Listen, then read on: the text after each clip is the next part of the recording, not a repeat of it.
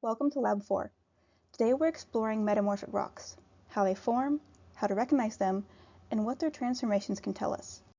By the end of this lab, you'll be able to identify the major metamorphic rock types, explain the processes that change them, and track each one back to its likely parent rock. Before we dive in, let's do a quick review. Metamorphic rocks are one of the three major rock types in the rock cycle. Any rock, whether it be igneous, sedimentary, or even in older metamorphic rocks, can transform into other metamorphic rocks if it's exposed to the right conditions. The rock cycle isn't a straight line. It's a network of pathways that constantly reshuffle Earth's materials and record the processes shaping our planet. Metamorphic rocks are pre-existing rocks that change chemically or physically while remaining in a solid state. The rock may experience slight partial melting, but not enough to become magma the way igneous rocks do. These changes can produce new minerals, new textures, or subtle shifts in composition. The original rock is called the protolith or parent rock. The parent rock matters because its minerals determine what the metamorphic rock can become. For example, when limestone is exposed to heat and pressure, it can recrystallize into marble. Keep in mind that when we talk about texture in geology, we mean the size, shape, and arrangement of mineral grains, not how the rock feels. Two main forces drive metamorphism: heat and pressure. Heat increases with depth by about 25 degrees Celsius per kilometer and provides the energy for minerals to recrystallize or form new ones. When we see coarser crystals or new mineral assemblages, heat has played a major role. Pressure also increases with depth. It compacts the rock by closing pore space, and under high pressure, minerals can recrystallize into denser forms. When pressure is stronger in one direction than another, it produces the aligned textures we call foliation. As both heat and pressure increase, mineral grains tend to grow larger. Even though the rock becomes more compact, the minerals themselves recrystallize into bigger, more interlocking grains. Next, let's look at the first type of metamorphism we'll be going over, which is contact metamorphism. This occurs when a hot magma body intrudes into cooler surrounding rock and essentially bakes it. In this setting, heat is the dominant agent, not pressure or directed stress. Because the stress is minimal, contact metamorphism typically produces non-foliated rocks. You can imagine a halo of recrystallized rock forming around the intrusion where the temperature was high enough to alter the minerals. The next type is hydrothermal metamorphism. This occurs when hot, chemically active fluids move through rock, altering its mineralogy and sometimes adding or removing elements. These fluids can dramatically change a rock's chemistry and are responsible for forming many ore deposits. When you see alteration bands or zones, that's often a sign that hydrothermal processes have been at work. And if you've ever played Skyrim, this is the kind of geological process responsible for the ores your character mines. And finally, we have the last type of metamorphism which we'll cover, which is regional metamorphism. This occurs over large areas during major tectonic events like mountain building. In these settings, directed pressure and elevated temperatures work together to transform rocks on a massive scale. Because of the strong directional stress, regional metamorphism commonly produces foliated textures, and it creates the classic slate, schist, gneiss progression that we'll use as an identification guide. Now let's look at differential stress, which is a key part of regional metamorphism. Differential stress means the forces acting on a rock are not equal in all directions. When stress is directional, minerals can rotate, recrystallize, or align, and this alignment produces the textures we call foliation. Seeing foliation in a rock tells us two things. Metamorphism occurred and directed stress was applied to the parent rock during that transformation. Now let's look at how foliated metamorphic rocks change from low to high grade. We can group foliated rocks by texture and grain size, which increases as metamorphic grade increases. First is slaty cleavage. This forms under low-grade conditions and creates very thin, flat layers that break easily into slabs. Next is phylitic texture. Here, tiny platy minerals align, giving the rock a silky or shiny appearance, though the minerals are still too small to see clearly. Then we move on to schistosity. At this stage, the platy minerals have grown large enough to recognize, producing a visibly layered, glittery texture. Finally, we reach gneissic banding.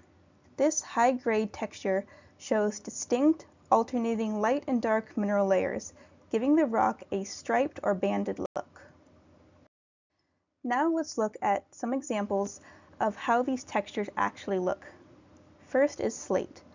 You can see how it breaks into very thin, flat sheets with a dull surface showing its classic low-grade metamorphism.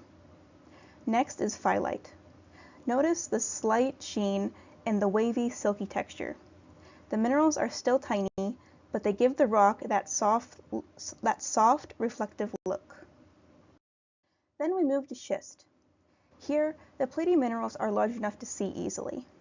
The rocks look sparkly and are clearly layered because the minerals have grown during higher grade metamorphism.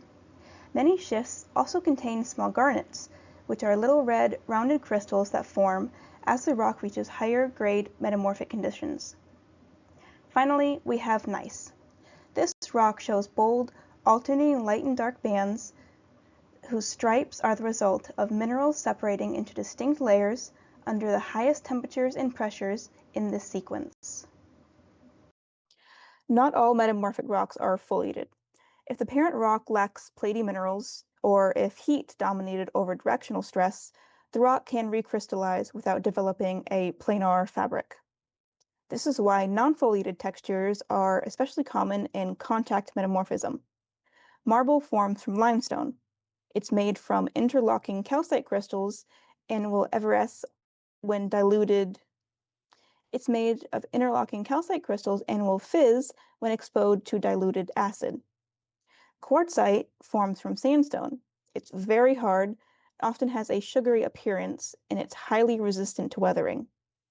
When identifying these rocks, you can rely on composition tests like acid reaction and hardness, since foliation won't be present to guide you.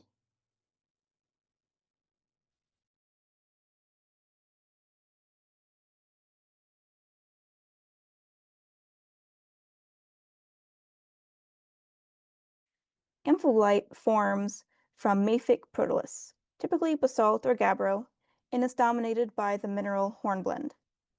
Depending on the amount and direction of stress during metamorphism, amphibolite can be foliated or non-foliated, so texture alone isn't always diagnostic. Metaconglomerate forms from a conglomerate or breccia. During metamorphism, the original pebbles or clasts become recrystallized, stretched, or flattened, but they often remain recognizable. So you want to look for a mosaic of quartz or other minerals where the clasts has been modified but still preserve their overall shapes.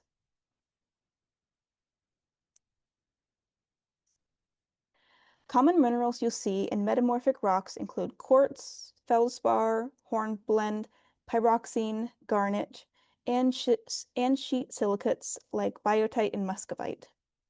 The mineral suite in a rock tells you a lot.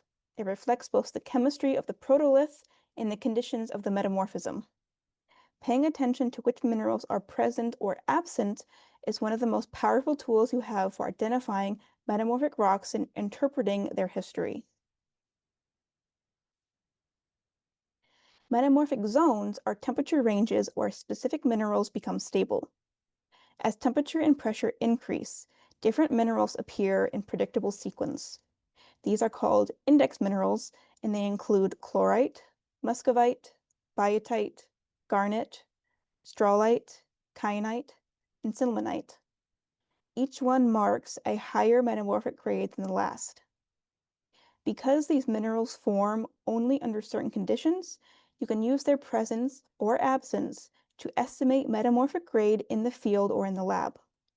They are one of the most powerful tools for interpreting metamorphic histories. And notice how quartz and feldspar are present throughout all of the grades, showing that this one is not a good mineral to use to indicate temperature. Here are some more images of what some of the index minerals we use look like. We have phyllosilicates like biotite and chlorite. Then we have garnet, starlite, kyanite, and sillimanite. The image on this slide shows the full progression of metamorphic grade from low temperature and pressure to the highest conditions. At the low grade end, you see slate followed by phyllite as heat and pressure begin to increase.